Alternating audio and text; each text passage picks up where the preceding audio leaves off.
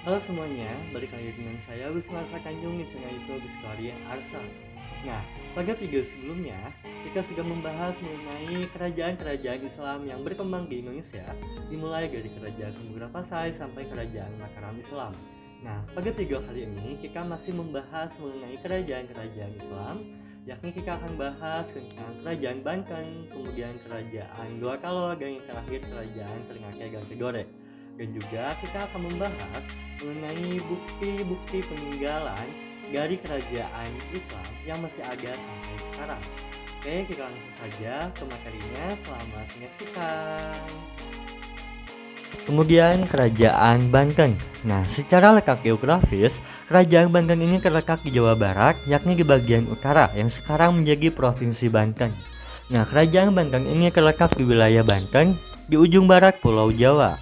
Nah, setelah Fatahillah berhasil merebut Sunda Kelapa pada tahun 1527, daerah Banten ini dikembangkan sebagai pusat perdagangan dan persebaran agama Islam.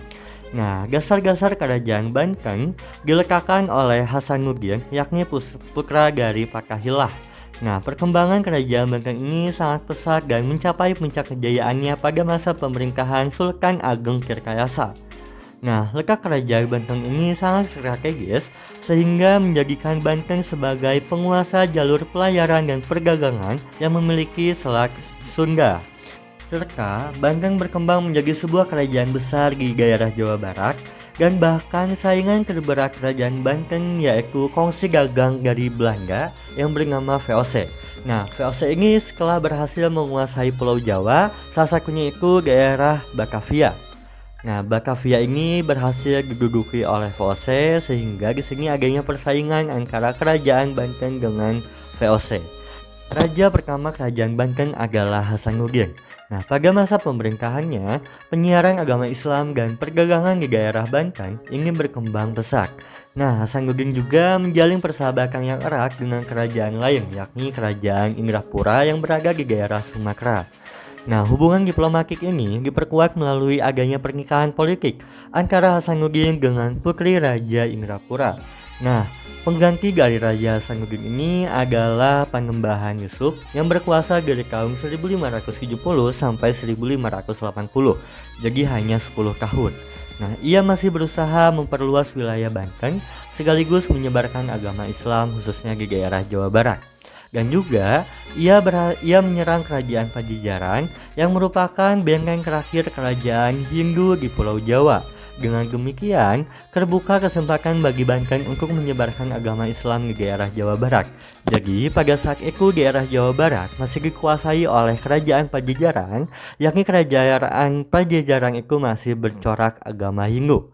Sehingga di sini kerajaan Banten ingin berusaha untuk menyebarkan agama Islam di daerah Jawa Barat dengan cara melakukan penyerangan terhadap kerajaan Pajajaran. Kerajaan Banten mengalami masa kejayaan pada masa pemerintahan Sultan Ageng Tirtayasa dalam upaya mempertahankan kerajaan Banten sebagai salah satu pusat perdagangan di Indonesia atau di Nusantara. Nah, Sultan Ageng Tirtayasa ini berani bersikap tegas terhadap persekutuan dagang dari Belanda, yakni VOC, yang berkedudukan di Batavia. Nah, jarak antara Banten dan Batavia sangatlah dekat sehingga membuka peluang meletusnya konflik antara Banten dan Batavia. Namun, sikap tegas Sultan Ageng Tirtayasa tersebut tidak diteruskan oleh putranya yakni Sultan Haji. Ia cenderung berkompromi atau bekerjasama dengan VOC. Nah, perbedaan sikap tersebut memuncak menjadi perang saudara antara Sultan Ageng Tirtayasa dengan Sultan Haji. Nah, dalam perang tersebut, Sultan Haji dibantu oleh VOC, akibatnya Sultan Ageng Tirtayasa terdesak dan kemudian tertangkap. Nah, peristiwa kemenangan Sultan Haji ini menandai berakhirnya kejayaan kerajaan Banten, karena setelah itu Banten berada di bawah pengaruh VOC. Kemudian kerajaan Gorontalo. Nah, kerajaan Gorontalo ini merupakan dua kerajaan yang terletak di daerah Sulawesi Selatan dan saling berhubungan baik. Nah, kedua kerajaan tersebut kemudian lebih dikenal dengan kerajaan Makassar. Nah, Makassar sebenarnya adalah ibu kota Goa yang juga disebut sebagai ujung pandang. Nah, perkembangan pesat kerajaan Makassar ini tidak terlepas dari raja-raja yang pernah memerintahkan kerajaan Makassar. yakni ada Sultan Alauddin, Sultan Hasanuddin, dan Raja Mapasomba. Nah, kehidupan sosial masyarakat Kerajaan Makassar diwarnai dengan ajaran agama Islam. Mayoritas masyarakat Makassar ini beragama Islam sampai sekarang. Pada masa pemerintahan Sultan Alauddin, ia sangat giat mengislamkan rakyatnya. Ia juga memperluas daerah kekuasaannya bukan hanya pada daerah dan pulau di sekitarnya saja, melainkan juga sampai di bagian timur Pulau Sumbawa dan Lombok. Mereka juga berusaha meningkatkan kesejahteraan masyarakatnya dengan berpegang teguh pada keyakinan, yakni bahwa Tuhan menciptakan lautan untuk semua hambanya. Nah, kehidupan ekonomi masyarakat Makassar bertumpu pada sistem kelautan yang dimilikinya. Nah, Makassar juga berkembang sebagai pelabuhan internasional yang dikunjungi oleh para pedagang asing seperti Portugis, Inggris, dan Denmark. Mereka datang ke Makassar melaksanakan kegiatan dalam bidang perdagangan. Nah, pedagang-pedagang Makassar memegang peranan penting dalam perdagangan di Indonesia dan mereka menggunakan perahu seperti Penisir dan Lambo. Hal itu menyebabkan mereka berhadapan dengan Belanda dan menimbulkan perlawanan di mana-mana.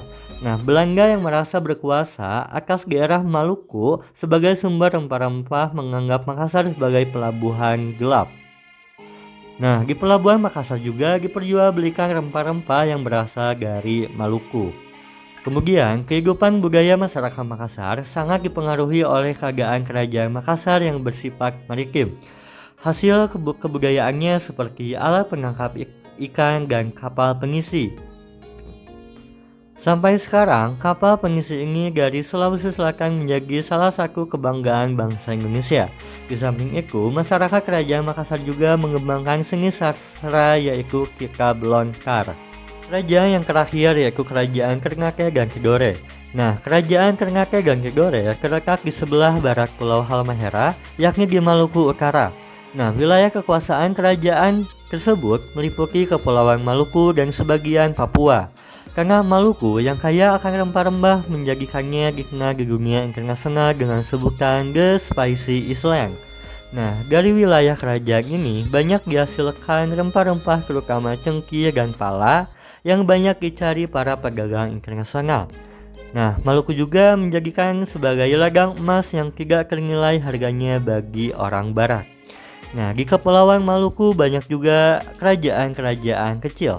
Di antaranya Kerajaan Ternate sebagai pemimpin Uli V, yaitu 5 bersaudara yang wilayahnya mencakup Pulau Ternate, Obi, Bacan, dan Ambon. Nah, Uli Siwa yang berarti persekutuan 9 bersaudara yang wilayahnya mencakup Pulau Makayan, Jailolo atau Halmahera, dan pulau-pulau di antara daerah itu sampai dengan Pulau Papua. Nah, di antara kerajaan-kerajaan kecil di daerah tersebut merupakan bagian dari kerajaan yang memegang peranan penting, yaitu Kerajaan Ternate dan Tidore. Nah, kedua kerajaan itu saling bermusuhan dan ingin menduduki atau ingin menguasai kekuasaan tertinggi atas seluruh daerah Maluku sebagai penghasil rempah-rempah. Nah, Kerajaan Ternate juga mendapatkan bantuan dari Portugis. Sebaliknya, Kerajaan Tidore dibantu oleh bangsa Spanyol yang juga telah sampai di pusat rempah-rempah. Maka terjadilah peperangan atau pertempuran antara Kerajaan Ternate yang dibantu oleh Portugis dan Kerajaan Tidore yang dibantu oleh Spanyol. Kemudian, akhir dari pertempuran tersebut adanya perjanjian yang nama perjanjiannya itu Perjanjian Saragossa, di mana di sini Spanyol harus meninggalkan Maluku, akan tapi Portugis masih tetap di Maluku. Mungkin materi ini kita akan bahas lebih lanjut lagi di kelas 11 tentang perlawanan yang dilakukan oleh masyarakat Indonesia terhadap bangsa Barat. Oke. Kehidupan ekonomi Kerajaan Ternate dan Tidore menitik beratkan pada kegiatan perdagangan sebagai sumber pendapatan pekerjaannya. Secara ekonomi, Maluku dikenal sebagai penghasil rempah-rempah seperti cengkeh dan pala. Nah, kedua komoditi tersebut merupakan barang dagangan yang diperlukan oleh bangsa Eropa. Akibatnya, Maluku sering didatangi oleh para pedagang, baik dari Jawa, Sulawesi, Persia, dan Eropa. Kemudian, sebagian besar hasil kebudayaan masyarakat Ternate dan Tidore dipengaruhi oleh keadaan kerajaan yang merupakan kerajaan maritim. Hasil kebudayaan yang terkenal adalah Perau Kora-Kora. Selain itu juga jenis-jenis kebudayaan Maluku tidak banyak diketahui. Kemudian kita akan membahas mengenai bukti peninggalan kerajaan Islam yang masih ada sampai saat ini. Nah, yang pertama masjid. Nah, seperti yang kita ketahui, masjid merupakan tempat ibadah atau rumah tempat bersembahyang orang-orang Islam. Pada umumnya, masjid-masjid pada awal penyebaran agama Islam di Indonesia memiliki ciri-ciri khusus di antara lain seperti atap bertingkat dan berbentuk bujur sangkar. Kemudian ada bangunan serambi, di depan atau di samping terdapat kolam berair, memiliki menara, dan pada umumnya terletak di kota menghadap alun-alun. Nah, salah satu contoh masjid peninggalan masa Islam yang masih ada sampai saat ini yaitu Masjid Agung Demak, yang merupakan masjid yang didirikan oleh Wali Songo untuk menghormati berdirinya Kerajaan Demak. Nah, di dalam masjid itu terdapat salah satu tiang utama yang disusun dari serpihan kayu, sehingga disebut Soko Takal. Yang kedua, keraton. Keraton dibangun sebagai lambang pusat kekuasaan pemerintahan. Pada umumnya, keraton dibangun mengarah ke utara. Bangunan keraton biasanya dikelilingi oleh pagar tembok, parit, atau sungai kecil buatan. Halaman keraton terdiri atas 3 bagian. Bagian paling belakang amat disakralkan dan tidak boleh sembarangan orang memasukinya. Nah, di depan keraton terdapat lapangan luas yang disebut alun-alun. Di tengah halaman itu juga biasanya terdapat pohon beringin sebagai lambang raja yang mengayomi rakyatnya. Contoh keraton kesultanan Islam antara lain seperti Keraton Kasepuhan, kemudian Keraton Kanoman di Cirebon, dan Keraton Surosowan di Banten, Keraton Mangkunegaraan, Keraton Raja Goa, dan Keraton Demak, Keraton Jogja, dan Keraton Surakarta. Nah, itu merupakan keraton-keraton peninggalan pada masa kerajaan Islam. Nah, kemudian makam. Makam adalah tempat dikebumikannya seseorang setelah meninggal dunia. Makam kuno yang bercorak Islam biasanya terdiri atas jirat atau kijing, nisan, dan cungkup. Nah, jirat atau kijing adalah bangunan yang terbuat dari batu atau tembok yang berbentuk persegi panjang dengan arah lingkang utara ke selatan. Nah, nisan adalah tonggak pendek yang terbuat dari batu yang ditanam di atas gundukan tanah sebagai tanda kuburan. Nah, jadi seperti hiasan kijing, kemudian nisan, dan cungkup itu merupakan hasil kebudayaan atau akulturasi dari kebudayaan Indonesia dengan kebudayaan Islam. Kemudian seni rupa, bentuk peninggalan sejarah yang bercorak Islam yang termasuk dalam seni rupa yaitu kaligrafi dan pahakan atau ukiran pada kayu atau batu. Kaligrafi adalah seni menulis indah dengan merangkai huruf-huruf Arab, baik berupa ayat-ayat suci Al-Quran ataupun kata-kata mutiara. Kaligrafi ini hiasan yang biasa kita jumpai dalam sebuah masjid dan batu nisan. Misalnya kaligrafi yang terdapat pada nisan Ratu Nasrasiyah di Aceh. Kaligrafi juga terdapat pada nisan Sultan Malik Al-Saleh di Aceh, dan kaligrafi juga terdapat pada dinding Masjid Kalimaya di Jepara. Nah, kemudian seni sastra. Nah, salah satu bentuk peninggalan sejarah yang bercorak Islam dalam seni sastra ini terbagi menjadi beberapa bagian. Yang pertama itu ada hikayat. Hikayat adalah karya sastra yang berisi cerita tentang kehidupan manusia. Pada dasarnya, hikayat ini mengandung nilai untuk membangkitkan semangat hidup manusia. Meskipun ada beberapa hikayat yang menceritakan tentang kesedihan. Kemudian babat. Nah, babat adalah karya sastra berupa cerita berlatar belakang sejarah. Nah, karya ini umumnya berupa cerita semata daripada uraian sejarah yang disertai bukti-bukti dan fakta. Contohnya seperti babat Cirebon, babat Tanah Jawi, dan babat Dianti. Kemudian yang ketiga, suluk. Suluk adalah kitab-kitab yang berisi masalah gaib, ramalan tentang hari baik atau buruk, dan makna atau simbol tertentu yang dihadapi manusia. Nah, contohnya seperti suluk Wijil, kemudian suluk Malang Semirang, dan suluk Sukar. Kemudian syair. Syair adalah puisi lama yang setiap baitnya terdiri atas 4 baris yang berakhir dengan bunyi yang sama. Contohnya seperti Syair Perahu dan Syair Si Burung Pingkai karya Hamzah Fansuri. Dan yang terakhir seni pertunjukan, bentuk peninggalan sejarah yang bercorak Islam yang termasuk dalam seni pertunjukan, misalnya seperti permainan gebus di daerah Banten, Minangkabau dan Aceh, kemudian tari segaki atau tari saman di daerah Aceh, dan rebana dan kosidahan. Kemudian peninggalan yang terakhir yaitu upacara dan tradisi. Nah, di masyarakat saat ini berkembangnya juga bentuk peninggalan sejarah bercorak Islam yang termasuk dalam tradisi dan upacara. Seperti selamatan orang meninggal hari ke-1 sampai ke-7, kemudian ziarah ke makam, acara gerebek mulut atau maulid nabi, kemudian sekaten, upacara Isra Miraj, upacara Nisfu Sa'ban, upacara kelahiran, perkawinan maupun kematian.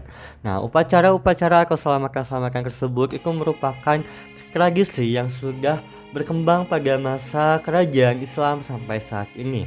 Nah, itu merupakan bukti-bukti peninggalan kerajaan Islam yang masih berkembang sampai saat ini.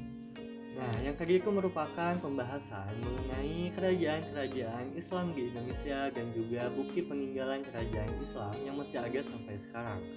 Nah, jangan lupa tugas infografisnya yang minggu kemarin harap dikerjakan. Minggu ini minggu terakhir pengumpulannya. Mungkin sekian saja pembelajaran hari ini. Mohon maaf apabila ada kekurangan serta kesalahan. Sampai jumpa di video selanjutnya. Bye bye.